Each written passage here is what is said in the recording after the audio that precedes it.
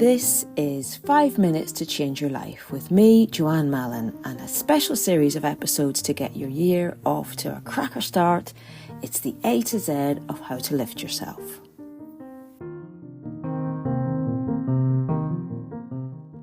Hey, what about you? How's it going? So you knew J was going to be for Joy.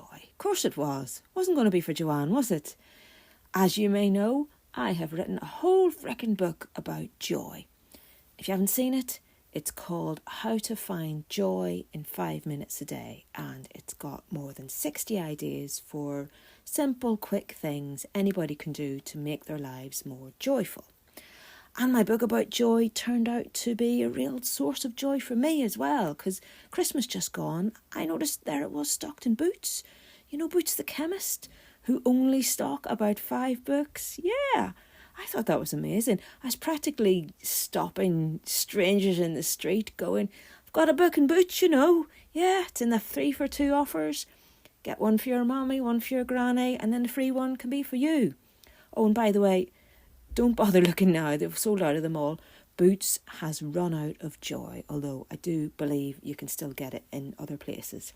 Anyway, I wanted to talk a wee bit about joy and some of the things that have struck with me, having written a book about the subject and having talked about it for the last few years. I find that joy is one of those rare subjects that unites people. Everybody loves it.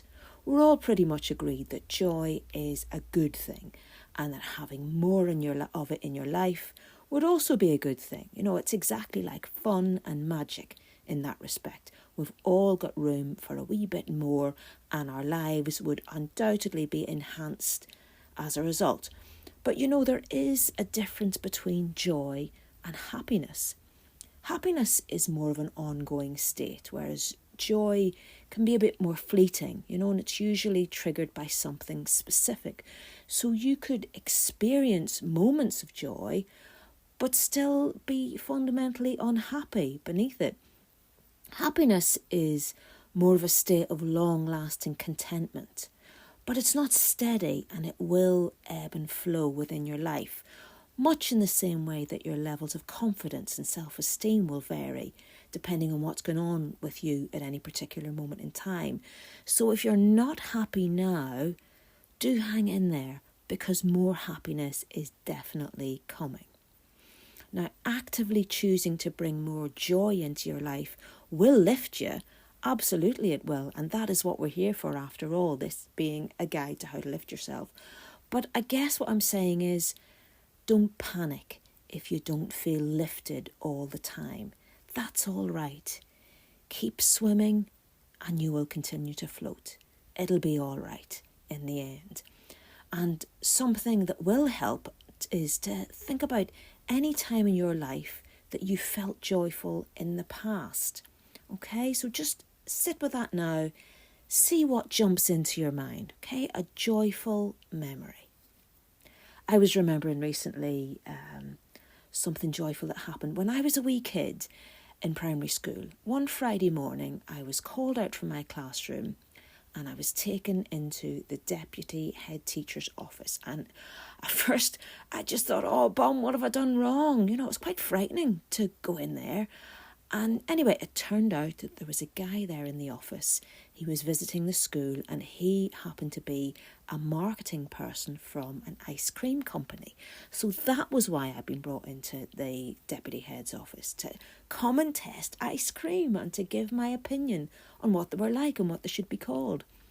So they gave me all these multiple ice creams to try, and it was all the good ones that your mommy would never buy, like Loop-the-Loops, Twisters, Funny Feet, all that stuff. And I had to fill in a questionnaire, say what I thought, and this guy from the ice cream company, he wrote it all down in his notebook.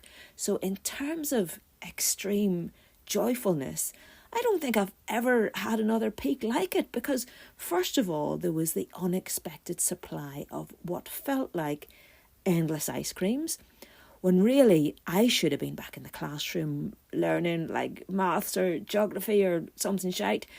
And I also got a really big kick out of the fact that the adults in the room were asking me for my opinion. You know, they were listening to me. They were literally taking note of what I had to say.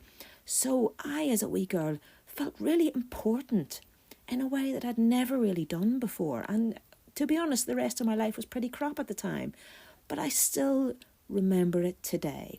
The great ice cream marketing diversion, even though it is decades on.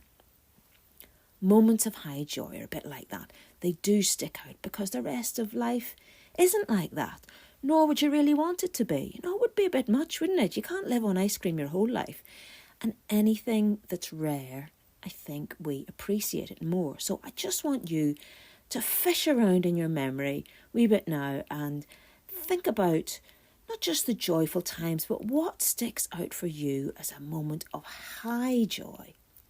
Because when you think about it, when you relive it, then mentally, emotionally, you can take yourself back there and then you can stay in it, swim in it, enjoy the joy once again. And yes, sure, that joyful feeling might have been a wee bit diluted over time, but I think that it's by plugging back into these moments, the really good memories, keeping them close, that is what takes you closer to contentment. And that, ultimately, is where true happiness really lies. I'll talk to you soon.